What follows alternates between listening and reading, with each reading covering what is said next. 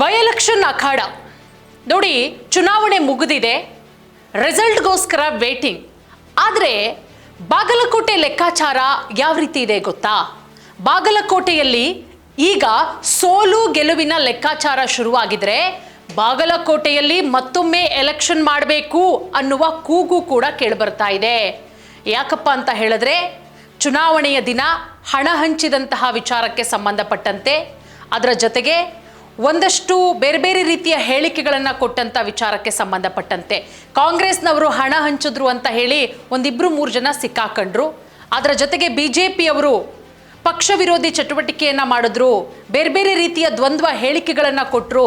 ಆ ಕಾರಣದಿಂದ ಈ ಚುನಾವಣೆಯನ್ನು ರದ್ದು ಮಾಡಿ ಮತ್ತೊಮ್ಮೆ ಮರು ಮತದಾನವನ್ನು ಮಾಡಬೇಕು, ಮರು ಚುನಾವಣೆಯನ್ನು ಮಾಡಬೇಕು ಅನ್ನುವ ಆಗ್ರಹಗಳು ಕೂಡ ಕೇಳಿಬರ್ತಾ ಇದೆ.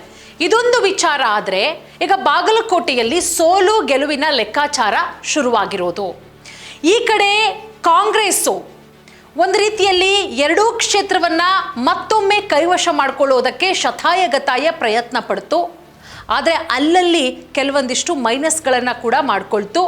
ಆದರೆ BJP ಆ ಮೈನಸ್ ಎಲ್ಲವನ್ನ ಕೂಡ ಈ ಬಾರಿ ಪ್ಲಸ್ ಮಾಡಿಕೊಳ್ಳೋದ್ರಲ್ಲಿ ಸಕ್ಸಸ್ ಆಗಿದೆ ಅನ್ನುವ ವಿಚಾರ ಕೇಳಿಬರ್ತಾ ಇದೆ. ಈಗ ನಾವು ಬಾಗಲಕೋಟೆ ವಿಚಾರಕ್ಕೆ ಮಾತಾಡೋಣ. ನೋಡಿ, ಬಾಗಲಕೋಟೆಯಲ್ಲಿ BJPಯಿಂದ ಯಾರ ಅಭ್ಯರ್ಥಿ? ವೀರಣ್ಣ ಚರಂತಿಮಠ ಅವರು ಅಭ್ಯರ್ಥಿಯಾಗಿ ಕಣಕ್ಕಿಳಿತಾರೆ. ಅದರ ಜೊತೆಗೆ ಕಾಂಗ್ರೆಸ್ನಿಂದ HY ಮೇಟಿ ಅವರ ಪುತ್ರ ಉಮೇಶ್ ಮೇಟಿ ಅವರು ಅಭ್ಯರ್ಥಿಯಾಗಿ ಕಣಕ್ಕಿಳಿತಾರೆ. ಇಲ್ಲಿ ವೀರಣ್ಣ ಚರಂತಿಮಠ ಅವರ ವಿಚಾರಕ್ಕೆ ಬರೋದಾದರೆ ಅನುಭವ ರಾಜಕಾರಣಿ, ಅದರ ಜೊತೆಗೆ ಅನುಭವಿ ರಾಜಕಾರಣಿ, 3 ಬಾರಿ MLA ಆಗಿದ್ದಂಥವರು, ಆ ಕ್ಷೇತ್ರದಲ್ಲಿ ಒಳ್ಳೆಯ ರೀತಿಯ ಹೆಸರು ಮಾಡಿರುವಂತಹ ವ್ಯಕ್ತಿ ಒಂದು.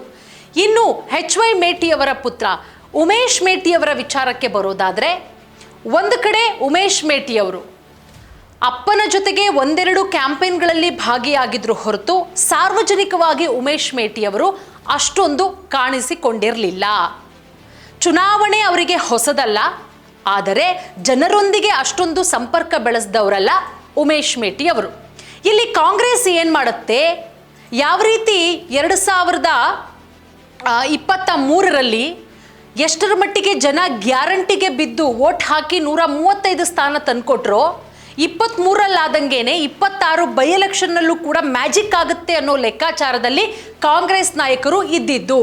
ಹೇಗಪ್ಪ ಅಂತ ಹೇಳಿದ್ರೆ, ಗ್ಯಾರಂಟಿಗಳ ಮುಖಾಂತರ ನೋಡಿ, ಪ್ರತಿ ಬಾರಿಯೂ ಕೂಡ ಶಾಸಕರು ಅಥವಾ ಸಚಿವರು ನಿಧನದಿಂದ ತೆರವಾದಂತಹ ಒಂದು ಸ್ಥಾನಕ್ಕೆ ಕಾಂಗ್ರೆಸ್ಸಿಂದ ಏನಾಗುತ್ತೆ, ಅವರ ಮಕ್ಕಳನ್ನೋ ಮೊಮ್ಮಕ್ಕಳನ್ನೋ ಸೊಸೆನೋ ಅಳಿಯನೋ ಮಗನ್ನೋ ನಿಲ್ಲಿಸಲಾಗುತ್ತೆ. ಯಾಕಂದರೆ ಅನುಕಂಪದ ಆಧಾರದಲ್ಲಿ ಜನ ವೋಟ್ ಹಾಕ್ತಾರೆ ಅಂತ ಹೇಳಿ.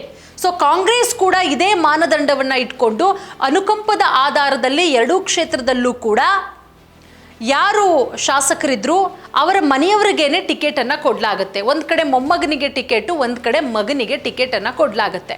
ಈಗ ನೋಡಿ, ಬಾಗಲಕೋಟೆ ಹೇಗಿತ್ತು ಅಂತ ಹೇಳಿದ್ರೆ, ಬಾಗಲಕೋಟೆಯಲ್ಲಿ ಕೈ ಎಲ್ಲೋ ಒಂದು ಕಡೆ ಹಿನ್ನಡೆ ಆಗ್ತಾ ಇದೆಯಾ ಕೈಗೆ, ಇದೆಲ್ಲವೂ ಕೂಡ ಗೊತ್ತಾಗಿದೆಯಾ ಆಲ್ರೆಡಿ. ಯಾಕಂದರೆ ಕೈ ನಾಯಕರುಗಳು, ಕಾಂಗ್ರೆಸ್ ಹೈಕಮಾಂಡು ತೆಗೆದುಕೊಳ್ತಾ ಇರುವಂತಹ ಕೆಲವೊಂದಿಷ್ಟು ನಿರ್ಧಾರಗಳಿಂದ ಎಲ್ಲೋ ಈ ರೀತಿಯ ಅನುಮಾನಗಳು ಶುರುವಾಗುತ್ತೆ. ಈಗ ನಾವು ಕಾಂಗ್ರೆಸ್ಸು ಏನಂತ ಅಂದ್ಕೊಂಡಿತ್ತು ಅಂತ ಹೇಳಿದ್ರೆ, 2023ರ ಚುನಾವಣೆಯಲ್ಲಿ ಯಾವ ರೀತಿ ಸ್ಪರ್ಧೆ ಮಾಡಿದ್ವೋ, ಅಂದರೆ ಗ್ಯಾರಂಟಿಗಳು, ಪಂಚ ಗ್ಯಾರಂಟಿಗಳನ್ನು ಮುಂದಿಟ್ಕೊಂಡು ಜನರ ಮುಂದೆ ಬರ್ತಾರೆ.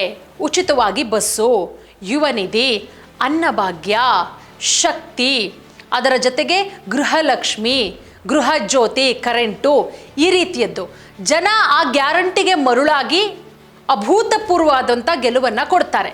ಬಟ್ ಇದೇ ಥಾಟಲ್ಲೇ ಕಾಂಗ್ರೆಸ್ಸು ಬೈ ಎಲೆಕ್ಷನನ್ನು ಕೂಡ ಎದುರಿಸಿದ್ದು. ದಾವಣಗೆರೆ ದಕ್ಷಿಣದಲ್ಲೂ ಕೂಡ ಅಷ್ಟೇ, ಬಾಗಲಕೋಟೆಯಲ್ಲೂ ಕೂಡ ಅಷ್ಟೇ.